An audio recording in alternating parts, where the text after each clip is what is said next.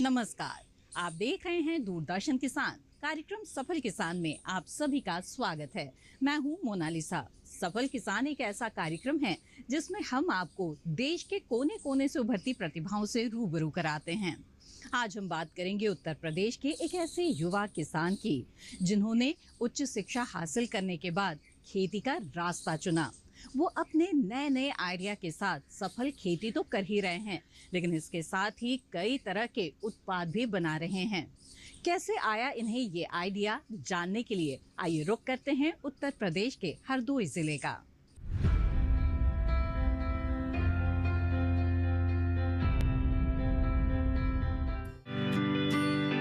ग्रामीण जीवन की कई तस्वीरों को समेटे है ये उत्तर प्रदेश का हरदोई जिला, जो कि उत्तर प्रदेश के लखनऊ मंडल में आता है। हरदोई जिले के अंतर्गत 5 तहसीलें आती है। हरदोई का भौगोलिक क्षेत्रफल 5,947 वर्ग किलोमीटर है। सहज ही नजर दौड़ाएं तो आपको सड़क के दोनों ओर खेत नजर आएंगे। यहाँ की ज्यादातर आबादी कृषि और पशुपालन के क्षेत्र से जुड़ी है। खैर, इन्हीं रास्तों से होकर हम अपने सफल किसान आलोक कुमार के निवास पर पहुंचे, जहां वो गांव के ही अनुभवी किसानों से खेती पर चर्चा कर रहे थे। बातों बातों में पता चला कि आलोक जी ने बायोटेक्नोलॉजी में मास्टर डिग्री ली हुई है। हर माता पिता का सपना होता है कि बच्चे को उच्च शिक्षा दे ताकि वो किसी अच्छी कंपनी में नौकरी कर सके, लेकिन आलोक जी का सपना था प्रकृति से सीधे तौर पर जुड़ने का। शिक्षा लेने के दौरान आलोक जी ने पर्यावरण में हो रहे ह्रास और जलवायु परिवर्तन के कारणों को बेहद नजदीकी से महसूस किया। इसलिए आलोक जी ने प्राकृतिक खेती करने का मन बनाया और इसी विचारधारा को लेकर उन्होंने अपने 5 एकड़ के खेत में खेती और बागवानी शुरू की। कृषि के क्षेत्र में कदम बढ़ा रहे आलोक जी ने सबसे पहले बागवानी के साथ साथ मल्टीपल फसलें लगाना शुरू किया। पारंपरिक खेती करने वाले आलोक जी के खेत में इस समय आम, अमरूद, नींबू, केले, सब्जी फसलें, औषधीय पौधों में एलोवेरा, हल्दी की खेती हो रही है। हमने अपना पोस्ट ग्रेजुएशन बायोटेक्नोलॉजी में किया हुआ था। उसके बाद ये सोचा गया कि लाइफ में क्या करना चाहिए। जैसे क्या लोग पढ़ने लिखने सोसाइटी में रहते हैं तो उसमें ये होता है कि आदमी पढ़ लिया है तो क्या वो अपना वो कुछ नौकरी करेगा। तो हमने अपना पेशा नौकरी ना चुन के फार्मिंग को चुना। उसके पीछे ये होता है कि आजकल हमारा एनवायरनमेंट बहुत सारे चेंजेस हो रहे हैं। तो क्या होता है, अगर हर सोसाइटी पढ़ने का नौकरी करेगी तो एनवायरनमेंट ध्यान कौन देगा। तो हमें ये भी सोचना चाहिए कि आज जो हम ले रहे हैं तो उसको हमें अपनी नेचर को कुछ वापस भी करना चाहिए। क्योंकि आजकल क्या है, शहरों में क्या है, ज़्यादातर इंडस्ट्रियलाइजेशन हो रहा है। तो उससे क्या है, पर्यावरण में चेंजेस आ रहे हैं। आजकल आप देख रहे हैं कि 2-3 डिग्री टेम्परेचर बढ़ रहा है। तो उसके लिए हमें क्या होगा, अपनी प्राकृतिक खेती की तरफ आना होगा, जिसमें क्या होगा, हमें चारों तरफ ग्रीनरी हो। तो उसके लिए हमने सोचा कि बागवानी बेटर ऑप्शन है। लेकिन क्या है, लोग कहते थे बागवानी में भी घाटा है। तो हमें क्या होता है, उसमें मल्टीपल क्रॉप लेनी चाहिए। जैसे मान लीजिए जनवरी से लेके दिसंबर तक हमारा एक 12 महीने है। जो भी मान लीजिए जॉब करता है तो क्या उसको हर दिन एक अपना एक पर्सनल पेमेंट आ रहा होता है, सैलरी आ रही होती है। तो किसान कैसे अर्न करेगा उस सैलरी को। तो क्या है, तो हमें हर एक मल्टीपल, जैसे मान लीजिए अगर हमने बागवानी करी तो मल्टीपल, जैसे हमने यहाँ आम लगाया हुआ है, अमरूद लगाया, नींबू लगाया, केला लगाया। तो ऐसी बहुत सारी क्रॉप हैं जिसको हम अलग अलग रीजन में, इंडिया में इतना सारा जैसे इन्वायरमेंट है, जिस हिसाब से यहाँ का वेदर होता है उस हिसाब से फार्मर अपनी क्रॉप को चूज़ कर सकता है। उसके जैसे हमने गर्मियों में आम का प्रोडक्शन लिया। अब क्या होगा कि अगर केवल इसमें आम का बाग होता तो आम के बाद हम शांत बैठ जाते, हमको इसमें कोई भी इनकम नहीं होती। तो क्या नेक्स्ट क्रॉप हमारी अमरूद आएगी तो हम उससे अर्निंग ले सकते हैं। जैसे हमारा अमरूद गया तो उसके बाद हम आंवले पर आ सकते हैं, तो हमें आंवले से मिलेगी। उसके हमारा बनाना निकलने लगता है तो बनाना से लेंगे। और इससे क्या होगा, एक सस्टेनेबिलिटी रहती है कि फार्मर को बार बार इसमें कल्टीवेशन करने की ज़रूरत नहीं पड़ेगी। आपने एक बार जुताई कर दी तो दोबारा आपको इसमें ट्रैक्टर चलाने की ज़रूरत नहीं है। डीजल का खर्चा ख़त्म हो गया, लेबर नहीं है। ऊपर से जो पत्ते गिर रहे हैं वो ऑटोमेटिक हमारी मैन्यूअर के रूप में बन रही है। हमें बाहर से कोई डीएपी फर्टिलाइज़र डालने की ज़रूरत नहीं है। पशुपालन जो कर रहे हैं उससे आप चाहें गोबर गैस बना लें, जो उसकी स्लरी निकलेगी उसको हम इसमें फर्टिलाइज़र के रूप में यूज़ कर सकते हैं।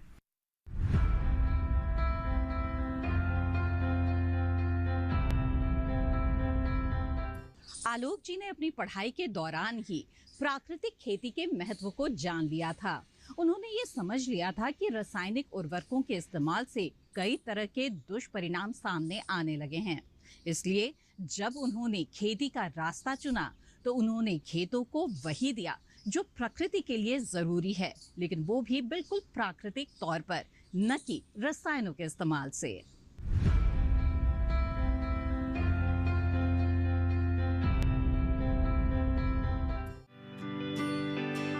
मौजूदा समय में हम जिस समस्या से दो चार हो रहे हैं वो है पर्यावरण प्रदूषण और उससे मिले जलवायु परिवर्तन से, जिसका सीधा असर मिट्टी, पानी और हवा पर पड़ रहा है।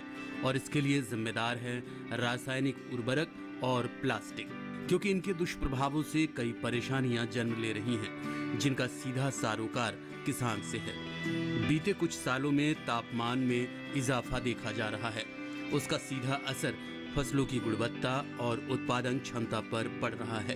हालांकि सरकार दोनों ही पहलुओं पर काफी जोर दे रही है और उचित प्रबंधन से इसके दुष्प्रभावों को कम करने के सकारात्मक प्रयास भी किए जा रहे हैं। इसीलिए एक ओर किसान अब प्राकृतिक व जैविक खेती को अपना रहे हैं, वहीं दूसरी ओर प्लास्टिक को रिसाइकल किया जा रहा है। समय समय पर किसानों को भी प्रशिक्षित किया जा रहा है कि वो खेती में नुकसान की आशंकाओं को कम कैसे करें। हमारे आज के सफल किसान आलोक जी ने इन समस्याओं पर गौर किया और निदान के लिए प्राकृतिक खेती को अपनाया। खेतों में गोबर की खाद, जैविक कीटनाशक और इंटरक्रॉपिंग सिस्टम से मिट्टी की सेहत संभाल रहे हैं। इसके अलावा वो हर बारीक पहलू पर ध्यान देते हैं कि कैसे पेड़ों से गिरे पत्ते भी बेहतर खाद में तब्दील होकर उत्पादन बढ़ा सकते हैं।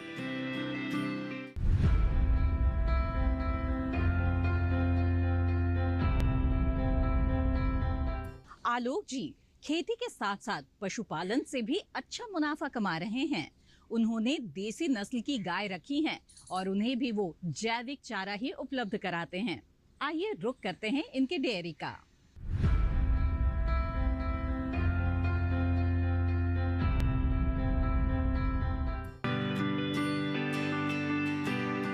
आलोक जी का मुख्य व्यवसाय वैसे तो खेती व बागवानी है, लेकिन उन्होंने पशुपालन भी कर रखा है। उनकी डेयरी में देसी नस्ल की गायें हैं, जिनकी वो हर मौसम में खास देखभाल करते हैं। दूध की गुणवत्ता और उत्पादन क्षमता में इजाफा करने के लिए पशुओं के लिए आहार पर विशेष ध्यान देते हैं। वो अपने पशुओं को खुद के खेत में उगाया हुआ जैविक चारा देते हैं।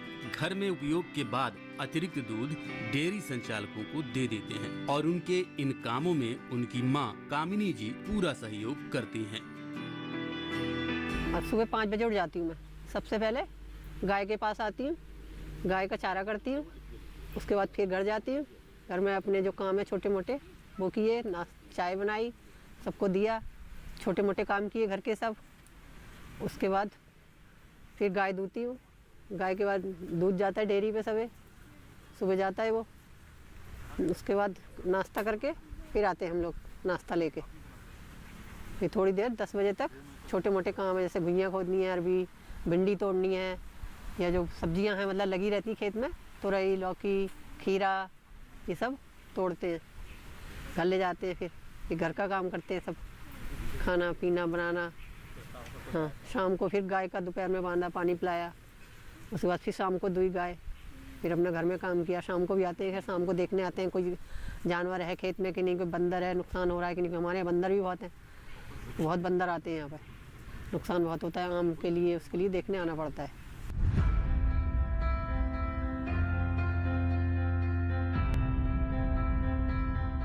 कार्यक्रम सफल किसान में वक्त हो चला है एक छोटे से ब्रेक का।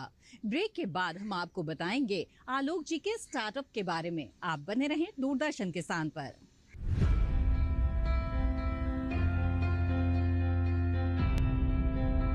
रोज सब्जी का स्वाद बढ़ाए और घर वालों का प्यार पाए। गोल्डी सब्जी मसाले, जहाँ जाए रिश्ते बनाए, गोल्डी मसाले।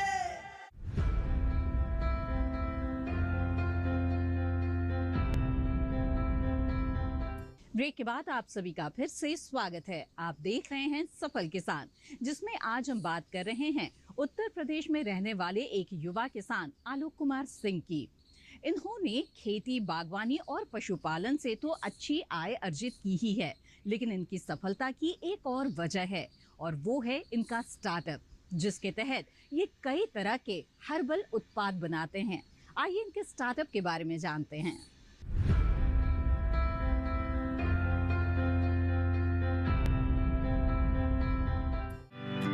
जैसा कि हमने आपसे शुरू में ही कहा था कि आलोक जी औषधीय पौधों की खेती भी करते हैं। वो मुख्य रूप से एलोवेरा व हल्दी उगाते हैं, लेकिन इनसे वो कई तरह के हर्बल उत्पाद बनाते हैं, जैसे हेयर ऑयल, शैम्पू, साबुन, face wash, face pack, aloe vera juice, aloe vera gel, हल्दी पाउडर। वो बताते हैं कि पिछले 5 सालों से वो इस तरह के उत्पाद बना रहे हैं। हालांकि लोकल मार्केट में उनके उत्पाद की बढ़िया मांग है, लेकिन आगे भविष्य में वो इन उत्पादों के लिए बड़ा बाजार तैयार करना चाहेंगे, जिससे लोगों को हेल्दी उत्पाद मिल सके। और भी बहुत सारे हैं, जैसे जो लोग अब इसके बाद हम जो अपने साथ में डेयरी भी चला रहे हैं, तो उसके लिए ये भी कर सकते हैं, जो फार्मर है अपनी कोऑपरेटिव सोसाइटी बना के चाहे तो मिल्क का प्रोडक्शन कर सकते हैं, या जो हमने अपनी फ्रूट ले रहे हैं तो उसके लिए हम प्रोसेसिंग यूनिट डाल सकते हैं। जैसे आजकल बड़ी कंपनियां क्या है, जूसेस वगैरह बना रही हैं, तो फार्मर चाहे अपनी सोसाइटी बना के, गवर्नमेंट आजकल लोन भी देती है, तो उससे हम अपना प्रोड्यूसर फार्मर कंपनी बना करके प्रोडक्शन यूनिट डाल करके और प्रोडक्ट भी कर सकते हैं। जैसा कि हम स्वयं भी अपने काफ़ी सारे प्रोडक्ट हैं मेडिसिनल प्लांट में एलोवेरा पे लेके प्रोसेसिंग पे जेल, जूस या सोप, हेयर ऑयल, ये भी हम मैन्युफैक्चर करते हैं। और ऑर्गेनिक कल्टीवेशन करते हैं हल्दी का, टर्मेरिक का। हमारे देश में बीते कुछ सालों में औषधीय पौधों की खेती ने किसानों को खासा आकर्षित किया है। दुनिया भर में प्राकृतिक उपचार और हर्बल उत्पादों की मांग लगातार बढ़ रही है।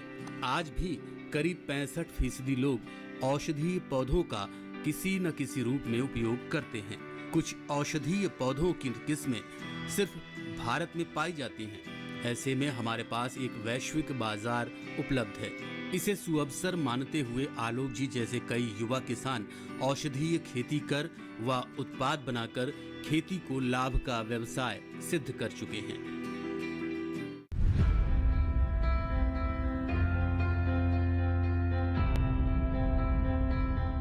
तो अब तक आपने देखा कि किस तरह आलोक जी ने अपनी कृषि को नया आयाम दिया है। आइए अब जानते हैं कि आलोक जी किस तरह से सरकार द्वारा चलाई जा रही योजना का लाभ लेते हुए बिजली बचत की तकनीक का भी इस्तेमाल करते हैं।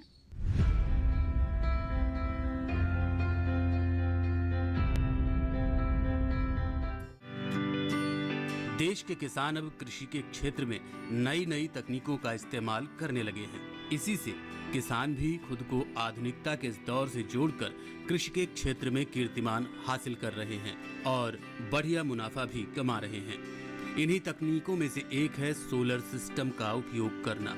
आलोक जी ने अपने खेत में 10 हॉर्स पावर के सोलर प्लांट लगा रखे हैं, जिससे वो खेतों में सिंचाई के साथ साथ घर में बिजली की आपूर्ति को पूरा कर पाते हैं। वो बताते हैं कि इन सोलर सिस्टम को लगाने में सरकार की कुसुम योजना से काफी सहायता मिली। केंद्र सरकार द्वारा देश के सभी किसानों को सौर ऊर्जा सिस्टम से जोड़ने के लिए पीएम कुसुम योजना की शुरुआत की गई। योजना को 3 घटकों में शुरू किया गया है, जिसमें जो किसान 2 megawatt solar panel system install करना चाहते हैं, उन्हें घटक आ के लिए आवेदन करना होगा। जो किसान अपने खेत या जमीन पर कृषि सिंचाई हेतु stand alone solar pump install करना चाहते हैं, उन्हें घटक बा के लिए इस्तेमाल करना होगा। जो किसान कृषि सिंचाई के साथ साथ सोलर पैनल सिस्टम से आमदनी करना चाहते हैं, वे किसान घटक सा के लिए आवेदन कर सकते हैं। इस तरह से किसान अपनी जरूरत के हिसाब से आवेदन कर सकता है। योजना के तहत दी गई सब्सिडी किसानों के आर्थिक बोझ को कम करने में भी मददगार है।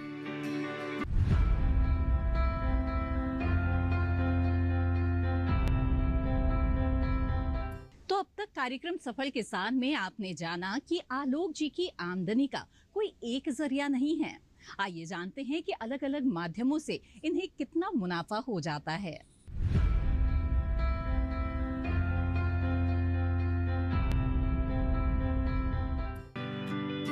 अपने तमाम विधाओं से आलोक जी अच्छा खासा मुनाफा कमा रहे हैं। औषधीय पौधों से तैयार किए गए उत्पादों से हर माह करीब 50,000 कमा रहे हैं। तो बागवानी से सीजन के हिसाब से मुनाफा हो रहा है।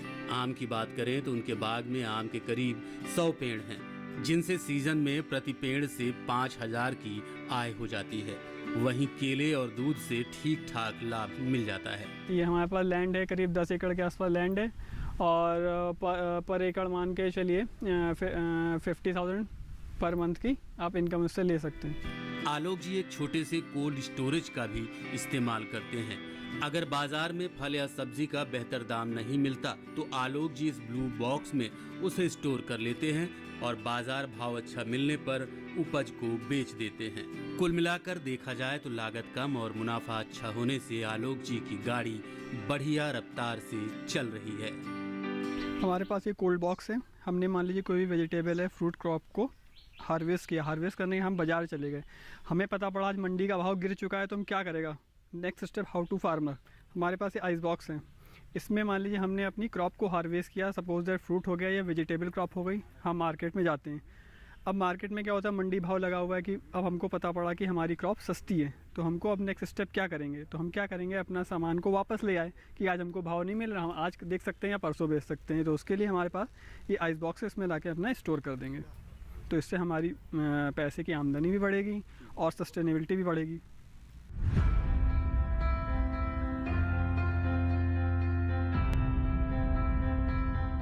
आइए अब कार्यक्रम में आगे बढ़ते हैं और ये जानने की कोशिश करते हैं कि आलोक जी की सफलता के पीछे क्या उनका किताबी ज्ञान ही काफी था या फिर उन्हें अपने स्टार्टअप के लिए कहीं से प्रशिक्षण भी लेना पड़ा।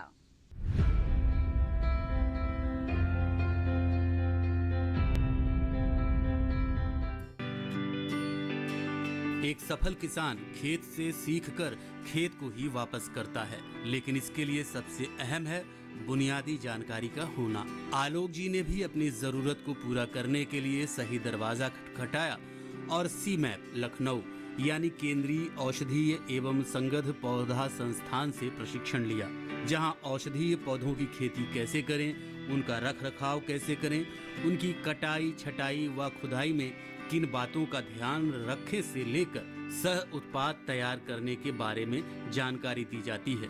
यहीं से मिले प्रशिक्षण से आलोक जी ने औषधीय खेती के साथ साथ हर्बल उत्पादों का स्टार्टअप शुरू किया।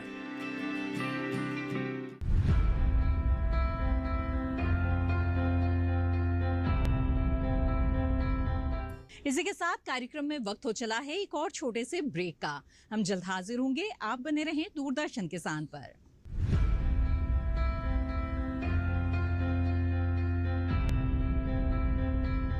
रोज सब्जी का स्वाद बढ़ाए और घर वालों का प्यार पाए। गोल्डी सब्जी मसाले, जहाँ जाए रिश्ते बनाए गोल्डी मसाले।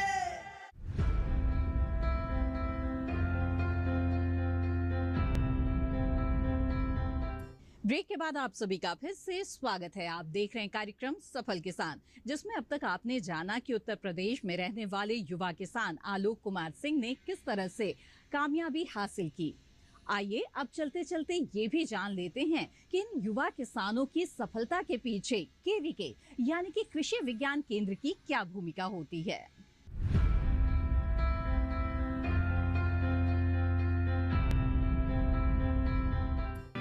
कृषि या पशुपालन में कोई बाधा आ रही हो या खेती की नई विधा से रूबरू होना हो, इसके लिए आज का युवा किसान केवीके की शरण में जाता है। केवीके यानी कृषि विज्ञान केंद्र किसानों को उनकी जरूरत के हिसाब से मार्गदर्शन देता है। मिट्टी की जांच से लेकर बाजार में पकड़ बनाने तक में केवीके हर संभव सहायता करते हैं। इस समय हमारे देश में करीब 731 केवीके कार्यरत हैं। देश भर के अलग अलग हिस्सों में कार्यरत केवीके समय समय पर लोगों को खेती से जुड़ी जानकारी देने के लिए प्रशिक्षण कार्यक्रम आयोजित करते हैं। इसके अलावा कृषि के क्षेत्र में शामिल होने वाली नई मशीनों का इस्तेमाल कैसे किया जाए, इसकी जानकारी भी किसानों को बखूबी दी जाती है। ये प्रशिक्षण दो तरह के होते हैं, एक तो संस्थान में दिया जाने वाला और दूसरा किसान के खेत में जाकर। ये तमाम कोशिशें खेती को अगले पायदान पर ले जाती हैं। केवीके ने अपने आयामों में समय के साथ साथ इजाफा किया है।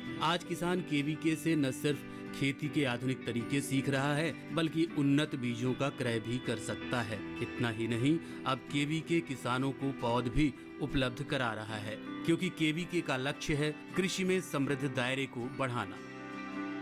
किसान भाइयों, हमारा कृषि विज्ञान केंद्र कानपुर देहात जनपद कानपुर देहात की 6 तहसील और 10 ब्लॉकों में कार्य कर रहा है, जिसमें किसान भाइयों की आय, जैसा कि सरकार की मंशा है उसके अनुरूप किसान भाइयों की आय दोगुनी करने के लिए प्रयासरत है। बहुत सारे किसान भाइयों की आय दोगुनी से भी ज़्यादा हो भी गई है।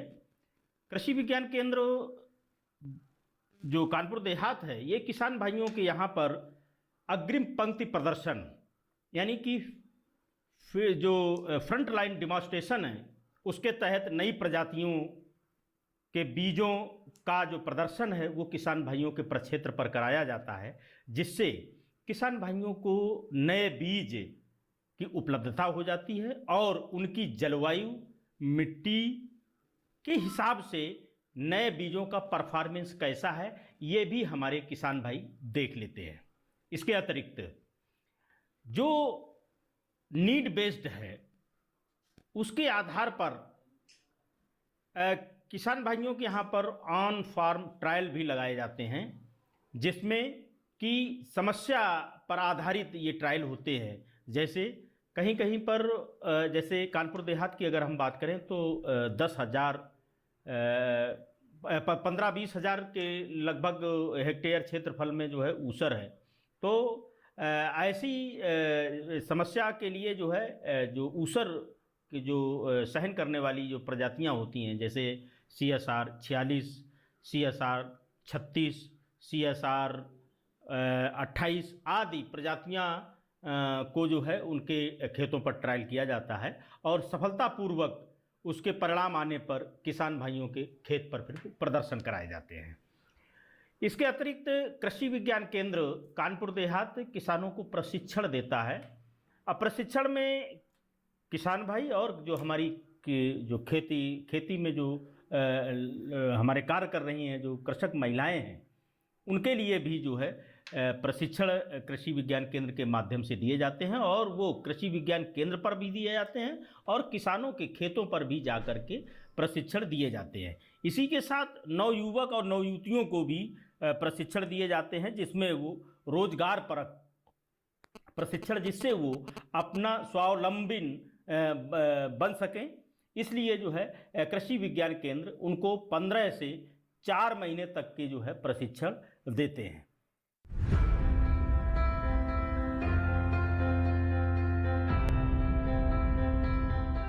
जी हाँ, तो देखा आपने, खेती में अगर सही जानकारी के साथ आगे बढ़ा जाए तो आपके कदम सफलता की ओर ही जाएंगे।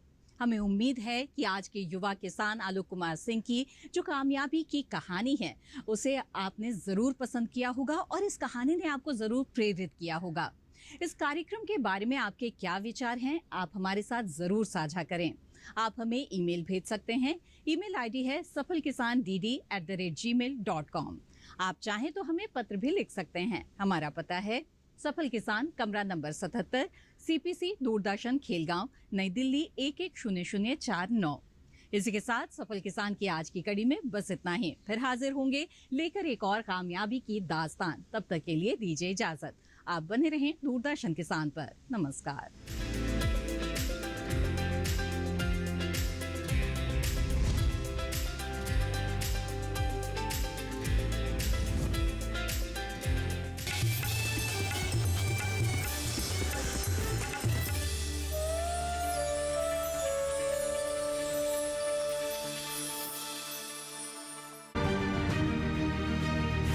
उत्पादक संगठन, जिन्हें आमतौर पर FPO के नाम से भी जाना जाता है, ये इतने फायदेमंद हैं कि कश्मीर से लेकर कन्याकुमारी तक के किसान इनसे जुड़ रहे हैं और लाभान्वित हो रहे हैं। भारत सरकार ने स्कीम लाया है FPO किसानों के लिए, तो हम लोगों ने अपने FPO का गठन किया और आज हमारे FPO में 500 किसान हैं, जिसमें से 160 महिलाएं भी जुड़ी हुई हैं।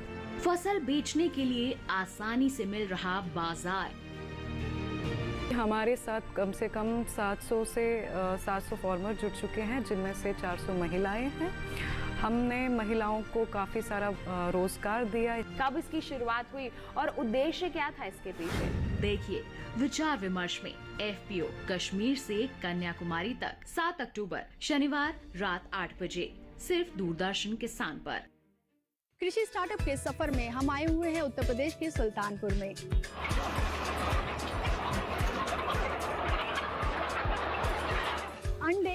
प्रोटीन का रिच सोर्स होते हैं, इसीलिए कहा गया है संडे हो या मंडे रोज खाओ अंडे। मैं पप्पू रिजवान आ रहा हूँ अपनी स्टार्टअप जर्नी लेकर।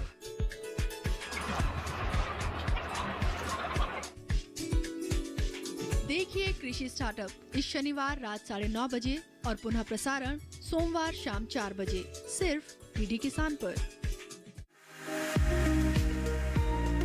हरी भरी पौधे और फूलों का उद्यान मेला, जिसमें मिलेगी बागवानी से जुड़ी हर जानकारी। यहाँ मेले में वो सारे बीज पौधे जब कुछ भी चाहिए वो सब मिलेंगे। यहाँ 20-30 साल से ये उद्यान मेला हमेशा सितंबर और अक्टूबर में करते आ रहे हैं, क्योंकि this is the propagation time. मधुमक्खी पालन से लेकर गोबर से कैसे बनाएं इको फ्रेंडली सामान, इसकी भी मिलेगी जानकारी। जानने के लिए देखिए छत पर बागवानी 7 अक्टूबर शनिवार सुबह 9 बजे सिर्फ दूरदर्शन किसान चैनल पर। किसान उत्पादक संगठन, जिन्हें आमतौर पर एफपीओ के नाम से भी जाना जाता है, ये इतने फायदेमंद हैं कि कश्मीर से लेकर कन्याकुमारी तक के किसान इनसे जुड़ रहे हैं और लाभान्वित हो रहे हैं। भारत सरकार ने स्कीम लाया है एफपीओ किसानों के लिए, तो हम लोगों ने अपने एफपीओ का गठन किया और आज हमारे एफपीओ में 500 किसान हैं, जिसमें से 160 महिलाएं भी जुड़ी हुई हैं। फसल बेचने के लिए आसानी से मिल रहा बाजार। हमारे साथ कम से कम 700 से 700 फार्मर जुड़ चुके हैं, जिनमें से 400 महिलाएं हैं। हमने महिलाओं को काफ़ी सारा रोजगार दिया। कब इसकी शुरुआत हुई और उद्देश्य क्या था इसके पीछे? देखिए विचार विमर्श में एफपीओ कश्मीर से कन्याकुमारी तक 7 अक्टूबर शनिवार रात 8 बजे सिर्फ दूरदर्शन किसान पर।